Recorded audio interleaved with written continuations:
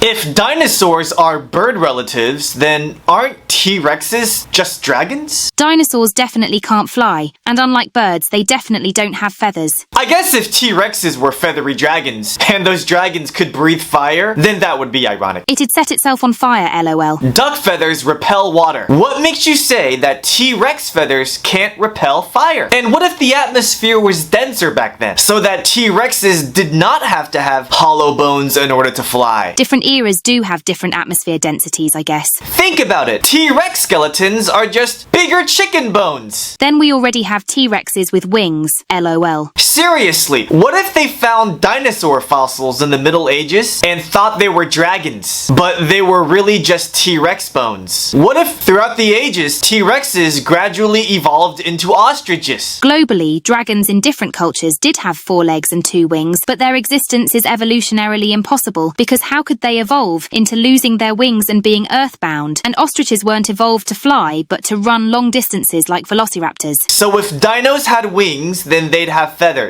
And if they had feathers, then they didn't have scales? Look, dinosaurs probably had little feathers, kinda like a baby chicken with T-Rex bones, a mix of bird and lizard. Look at this dinosaur. That's a hippo. Here's how aliens would see it, and here's what it really looks like. Same thing with this animal. That's a cyclops! It's a mammoth. What dino is this? Raptor! It's a rabbit. Anyway, let's stop playing paleontologist and leave it to the experts. But it's fun thinking about, right? For all we know, the experts probably invented dinosaurs to immortalize themselves by giving dinosaurs their own names. But how can scientists reconstruct dinosaurs just based on their bones? Isn't artistic interpretation just educated guesses? Like studying space through a telescope? Actually, dinosaurs are scientifically recreated using paleontologists, biologists, and other scientists. So it's no just some dude drawing skin on bones, which tells us a lot about what that dinosaur ate. Its lifestyle, strength, speed, and muscle size and structure attached to the bones. You morons yapping about. That photo is not a T-Rex. Its bones are too short for wings, and their bones would need to be hollow, which they're not. And we actually do have evidence of T-Rex skin, and they're scaled, not feathered. Birds have keel bones, which anchors flight muscles. T-Rexes don't have keel bones, so T-Rexes aren't flying dragons. They've never found a set of T-Rex bones with matching wings. Then what did chickens evolve from? Probably small feathered dinosaurs instead of T-Rexes. Dino feathers probably look like fluffy spikes compared to today's feathers. Maybe like a woolly dragon? LOL. Then explain these photos. Dinosaur feathers. Plus, T-Rex rib cages were too small to support muscles for wings, and if they had wings, then they couldn't fly with them. And T-Rexes wouldn't be dragons, which had 4 legs and wings. They'd be wyverns, which have 2 legs and wings. How do we know dinosaurs weren't called dragons before the 1800s, and weren't hunted to extinction before recorded history? And why, throughout the ages, people from around the world just made up myths about giant winged lizards? Is the Earth flat?